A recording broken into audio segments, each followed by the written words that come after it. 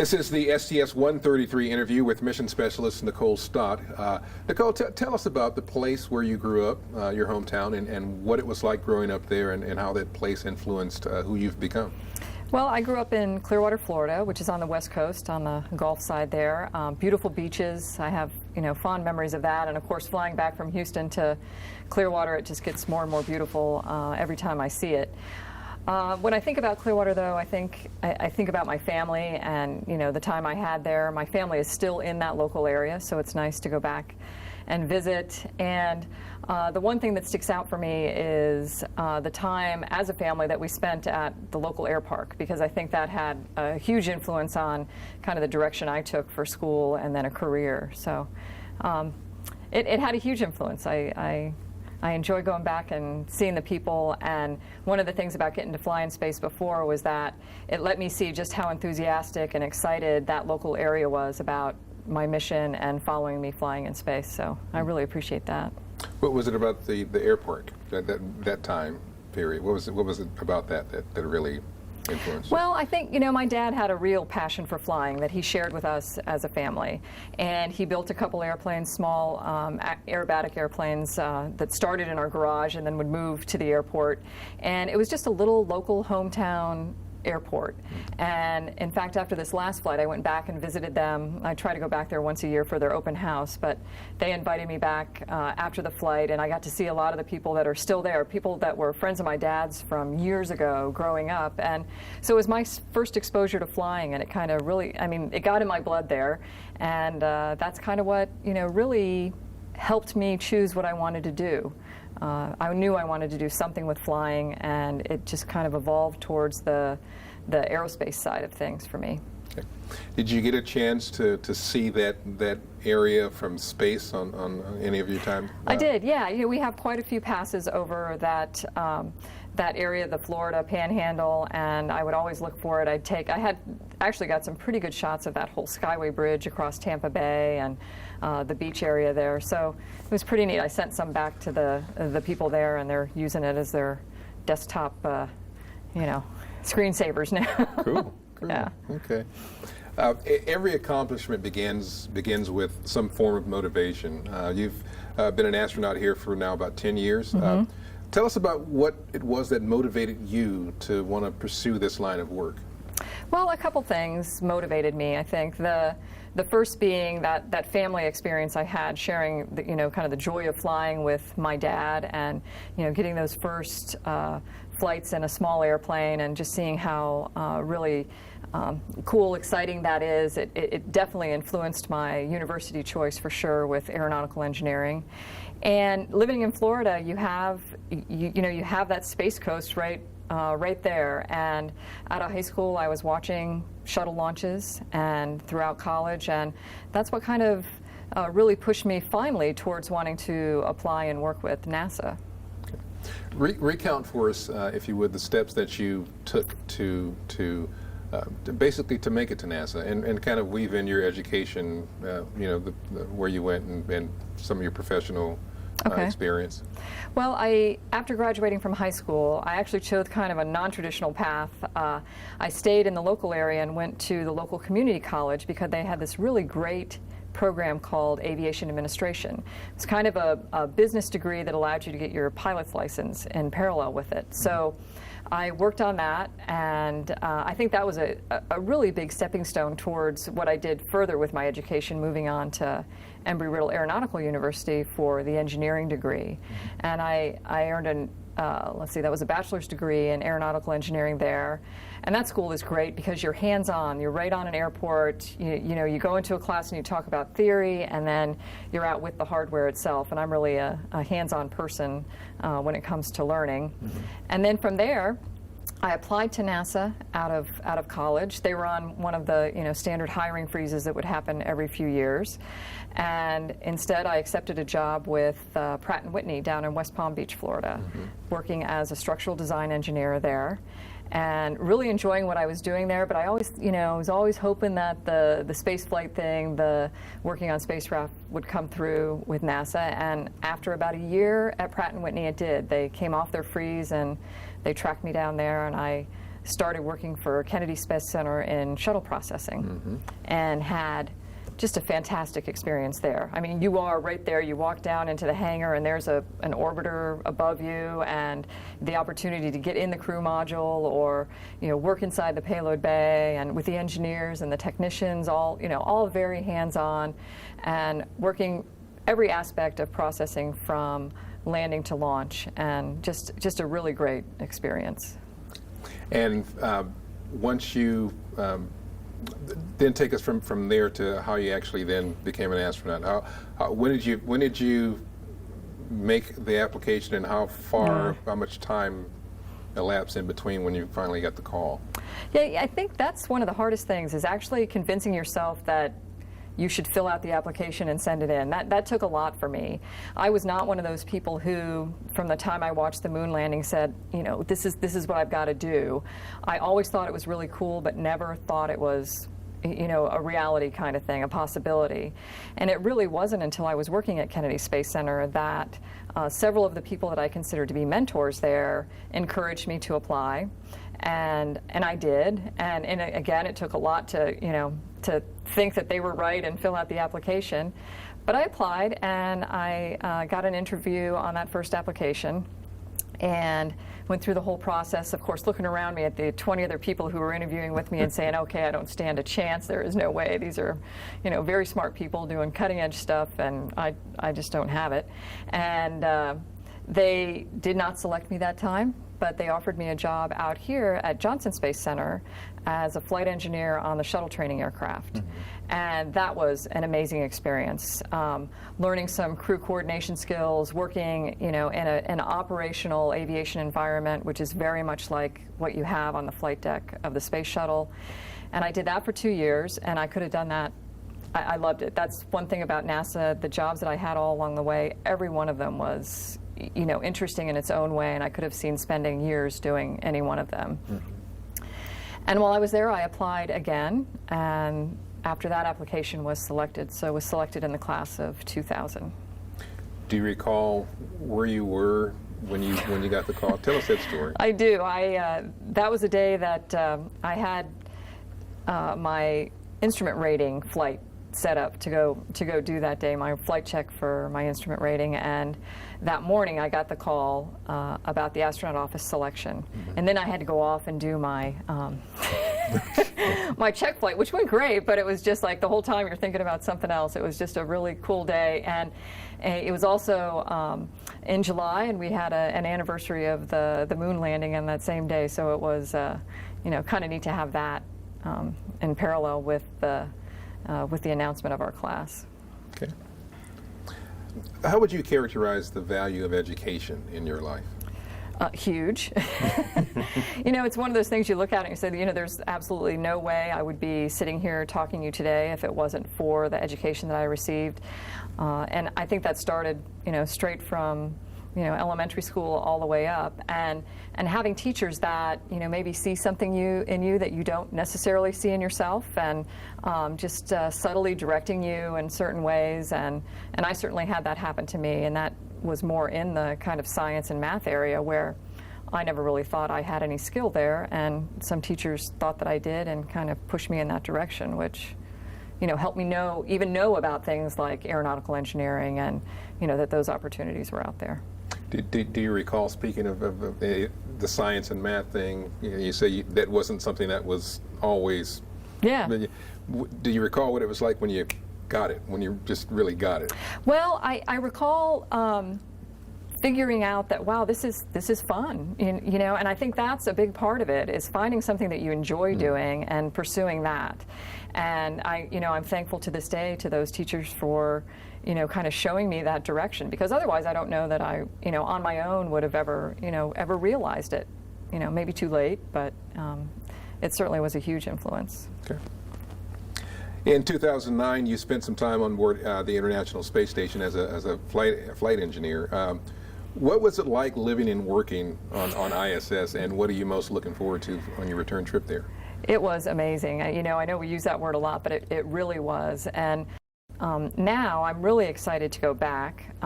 It's going to be kind of strange because it's going to be for such a short time. You know, it's going to be, I think, like a blur. But I'm looking forward to that expanded view out the cupola window. I think that's going to be magnificent.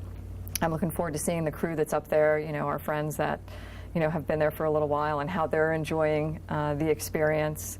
And just working on our mission. I think it's going to be a really fun time. We're doing some valuable stuff for station to keep them going for the next years. And I don't know, just seeing station out that window again as we approach is going to be pretty impressive. Okay. Prior to your first space flight, you also spent some time on an underwater mission for the NEMO project. What was it like spending time in that underwater habitat, and how much did that prepare you for your time on space station? Well, I think that at the time I thought, wow, this is great training. I had never been to space before doing it, but just from the experience, it seemed like, how can it get any better than this? You're in this confined habitat. It's in an environment that's not necessarily friendly to you. You can't just walk out the door without special equipment. Very much parallels what space flight is like. And without having been to space, I just assumed this has got to be as close as it gets. And now, having come back, it was the best training I think I had in terms of just the environment itself and what it's like to live in a space like that, and how you maybe need to change the way you deal with the people around you in terms of respecting the space that you have available to you, and having a little bit more respect for the fact that you can't walk out the door without special equipment and those kinds of things. It was, I think, the perfect setup for it. Yep. And it was a beautiful experience. I left that with, wow, how, again, it's one of those things where you wish you could have your family there. It was just like on the station. You wish you could have your family there. That's the one thing missing. And it's just such an amazing thing, such a beautiful place with such different things going on that I thought, wow, if I never fly in space, I did this, and this is way cool. Everyone on the crew has been to space before. As a matter of fact, 3 of the crew members, including yourself, have spent time on space station as crew members. How much of a benefit will that be, having that amount of experience? How much of a benefit will that be to completing the mission successfully? Well, I think it'll be an efficiency thing. I think there'll be, less of an adaptation time. There'll be, a comfort already with how, you live and work up there. Mm-hmm. And so I think it's more about efficiency. And I think we're going to do great. I know all of us are excited about seeing it again. Yeah. The content of the mission has changed a lot since you even first started training for it. What's it been like having to adjust? How much of a challenge has it been to adjust to the changing content of the mission, and what's it been like? It hasn't been too bad. The biggest change that we had was, very thankfully, the addition of 2 EVAs or spacewalks on our flight. Mm-hmm. And so kind of remapping the way we're going to do the neutral buoyancy lab training was I think the biggest part of the change for us. And that's fun stuff to do. That's the kind of training you want to be doing, because it's as close again as you can get to doing it in space. So I think there really hasn't been a real challenge to it, other than having to think, okay, a couple of our guys are going out the door now, and how are we going to work with that? Okay. How would you characterize the contributions of the thousands of people that work behind the scenes to ensure the safety and success of every mission? It's what it's all about, honestly. We wouldn't be sitting here if it wasn't for them. I know I get really excited when I have a trip back to Kennedy Space Center or to any of the other centers where you feel like you have a connection to the work that's going on. And then when you go to places where some small company that's building some little part that without it, you wouldn't fly the space station without it. And it means so much, because I think it's more than just a job to people in the space program. What I've seen on the shuttle and the station programs is the people working it. It's a heart and soul thing. It's not just, okay, I get up and I'm going to this job every day. It really is a commitment and a part of their life. So it means a lot to go back and visit with them, and it certainly is very evident to us that we wouldn't be sitting here and doing this without them. if your launch schedule holds, you'll be on orbit right around the time of the 10th anniversary of the arrival of Expedition 1, the crew that started the continuous human presence on space on ISS. Discuss the significance of their milestone and what ISS means to the future of space exploration. Well, I think the Expedition 1 crew, we have to say thank you to them. It was certainly a milestone in the space station program. Those guys went up there and they were in a much smaller space than we are today with this huge volume that we have up there. And they showed that as an international crew, through our international partnerships, we made this this complex spacecraft and this program work. You're up there now, and there's still signs of Expedition 1. Everybody puts their mission sticker up on a wall in the node, and you see that, and it's a really neat reminder of how long we've been just actively living and working on the space station.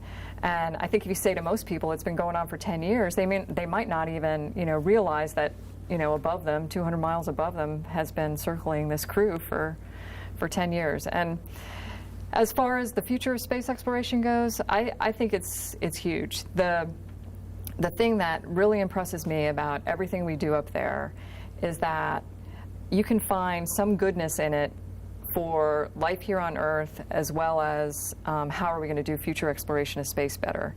And that's a really impressive thing to me, that any experiment we do, how we live on station with the systems that we have, recycling water and using solar panels for energy, it certainly is how we have to live and work in space, but it's at the same time something that can be helping us improve life here on Earth. And so I think that's a huge thing.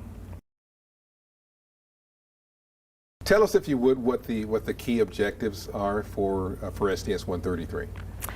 The key objectives for STS-133 are primarily positioning the station for the future years to come, both inside and outside.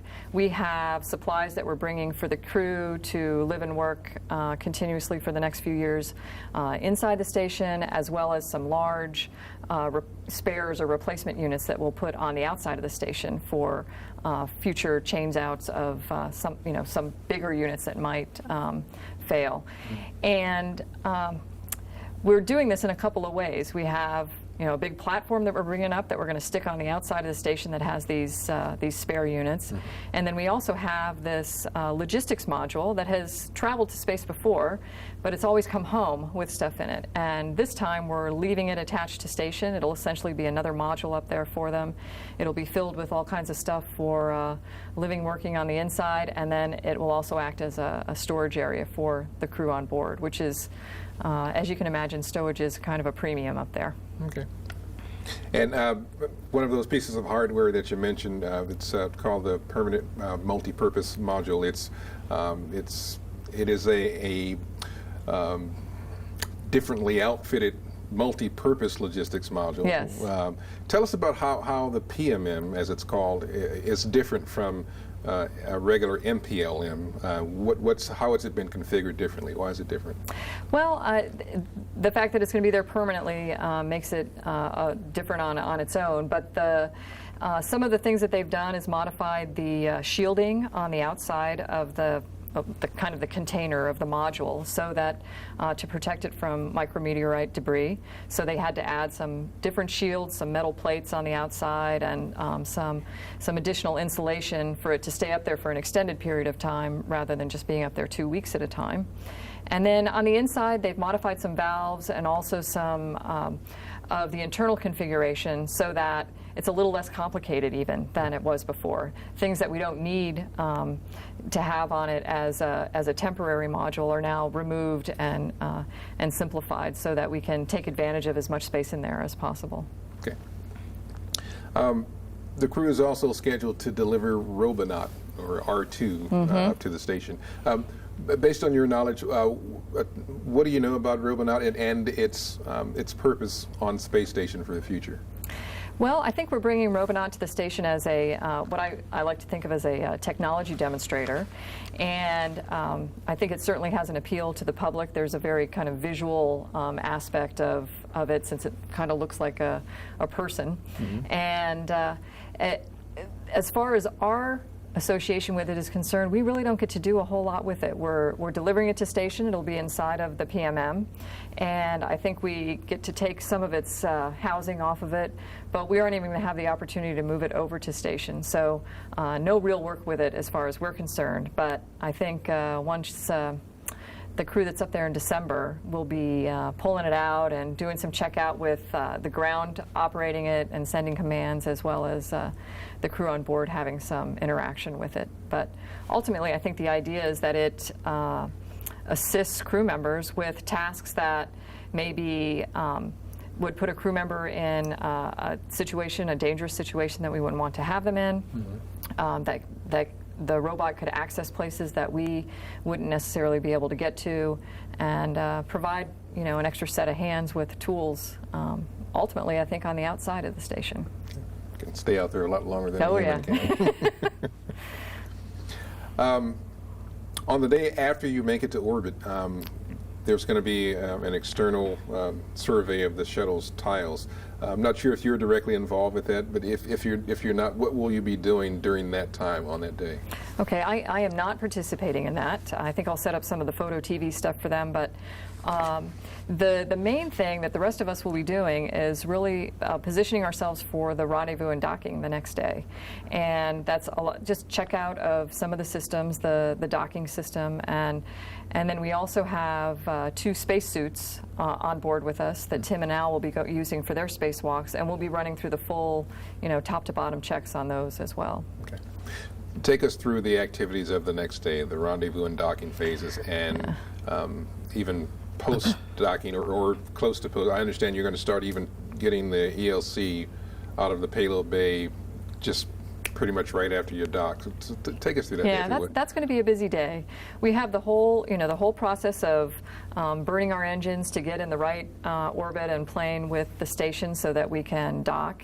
And one of the moves that has become very popular, that, you know, with people watching, I know, is this rendezvous pitch maneuver that we'll do before we dock with the station, where the shuttle basically does a full 360 so that the crew on station can take some detailed photos of the belly and different areas of the shuttle to make sure we don't have any damage. And then we move in for the actual docking. And I'm really looking forward to that. This will be the first time that I've had the chance to have hands-on with the docking system that actually captures the station with the shuttle. So I'm sure that's going to be pretty impressive.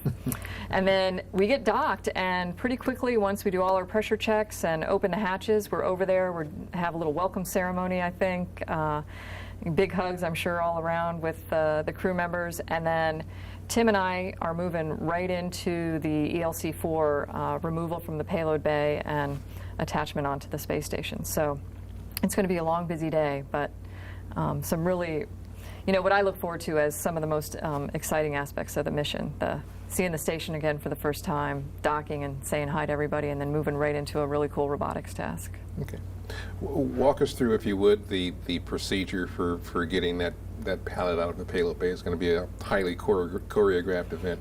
It is, and it's kind of a neat one because we'll be working with both the station arm and the shuttle arm. And Tim and I will move over to the station side, and for the first time we'll be working out of the cupola as the robotics workstation. So that's going to be a really neat thing. Up till now, my experience has been working in the laboratory on the robotics workstation, where you're looking at video displays of where the arm is and what you're grappling to. And this is going to provide this like 360 beautiful view of the real thing, you know, going on out there. Eric and Al will be back on the shuttle working the shuttle robotic arm. And with the station arm, Tim and I are going to pull the ELC out of the payload bay, and then we'll position it so that the shuttle robotic arm can grab it. And while they have it, holding it out there in space, we're going to move the station arm back over to another place on the space station and do what we call a walk-off, which is basically plug the other end in on station and then take the end that was plugged in off and use it as the end effector to grab the ELC again.